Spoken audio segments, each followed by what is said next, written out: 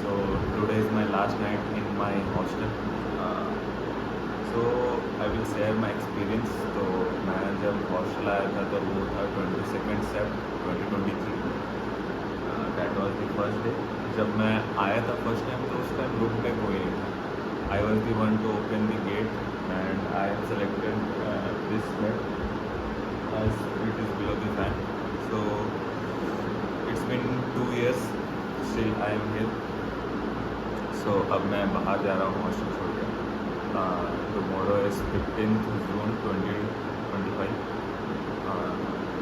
So I will share my experience all about the hostel. So हमारे hostel में मेरे room में 3 sharing है और उस तरफ 4 शेयरिंग का रूम है. तो मेरा ओवरऑल एक्सपीरियंस अच्छा रहा. बहुत सारे अलग अलग जगह से नए नए दोस्त बने. लेकिन हॉस्टल में एक ये है कि हॉस्टल में क्या होता है कि रूम शेयर होता है. रूम शेयर होने की वजह से रूममेट्स जो हैं उनके भी फ्रेंड्स हैं. तो ऐसा होता है कि उनके जो फ्रेंड्स हैं वो लोग भी रूम में आते हैं. तो एक तरह से ये पर्सनल रूम नहीं पब्लिक रूम कहलाता है.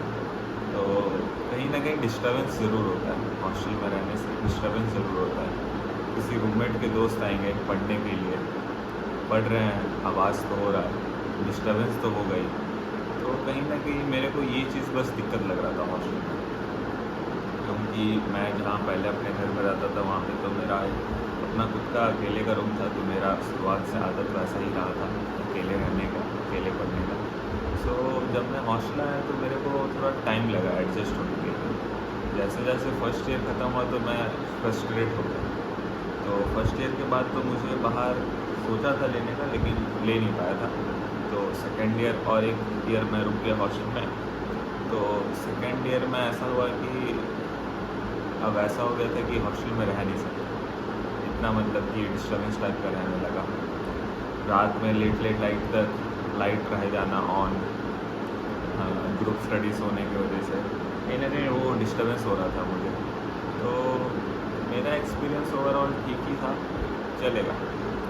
सो मैं कल निकल रहा हूँ हॉस्टल से. This is the last video of my hostel. It's my last night in the hostel of my life I could say. Because अब मेरे लाइफ में मैं तो शायद जाऊँगा नहीं कभी भी किसी हॉस्टल में रहने के लिए. तो हॉस्टल ओवरऑल ठीक है रहने के लिए. फ्रेंड सोशलाइज के लिए भी सही है. अच्छे रूममेट्स मिल गए तो और अच्छा है. और एडजस्ट तो करना ही पड़ेगा ऑब्वियसली. इन हॉस्टल अब रूम शेयर हो रहा है तो एडजस्ट करना पड़ेगा. सुबह आपको किसी और के अलार्म से उठना पड़ेगा. हमारा क्लास का टाइमिंग भी अलग अलग होता है. तो मेरा कभी इवनिंग शिफ्ट होता है तो दूसरे वाले रूममेट का मॉर्निंग शिफ्ट होता है. तो कहीं ना कहीं वो उठेगा तो उसको अलार्म चाहिए. अलार्म लगेगा तो फिर और जो 2 लोग हैं उन्हें भी उठना पड़ जाता है अलार्म की वजह से. कहीं ना कहीं यही सब दिक्कत है. पीस उस टाइप का तो नहीं मिल पाता है हॉस्टल में. फिर भी सही है, चलेगा. और हॉस्टल में मेमोरीज तो बनाए हैं अच्छा. मेस में काफ़ी लंबे लाइन में. अब वो सब से तो अब मैं अलग हो जाऊंगा क्योंकि कल तो मैं हॉस्टल का की देकर अपने घर चला जाऊंगा और मैं एक दूसरे घर में शिफ्ट हो रहा हूँ. वहाँ पे मैं और मेरा एक दोस्त है. वहाँ पे 2 रूम रहे, एक मेरा खुद का एक मेरे दोस्त का. तो मैं अगर आप बोलोगे तो मैं उस रूम का भी वीडियो दिखा सकता हूँ. और बाकी ठीक रहा हॉस्टल का एक्सपीरियंस.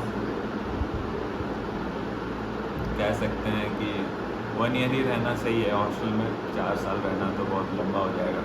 इतना फ्रस्ट्रेट बहुत हाई हो जाता है. बाकी मेरा जो एक और रूममेट था वो तो गेम हाइप वाला प्लेयर है.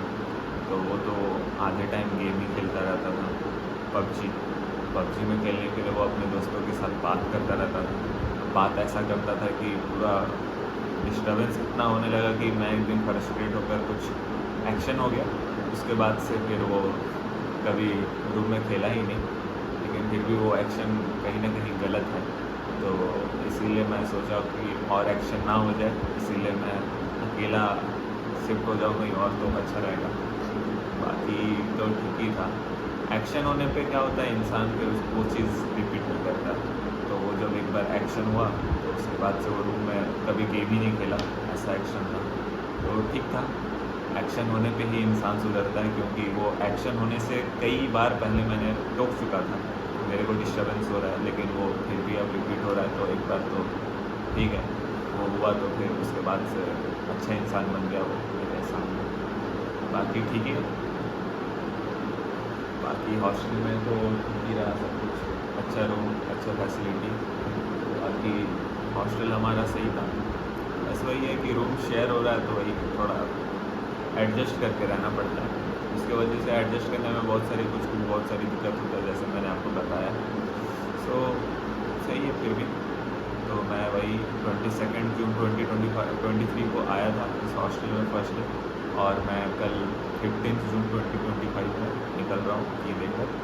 और हमारा जैसे कि ये ब्रेक हो चुका है, तो मैं कल घर निकल जाऊँगा। ठीक है, बाय बाय।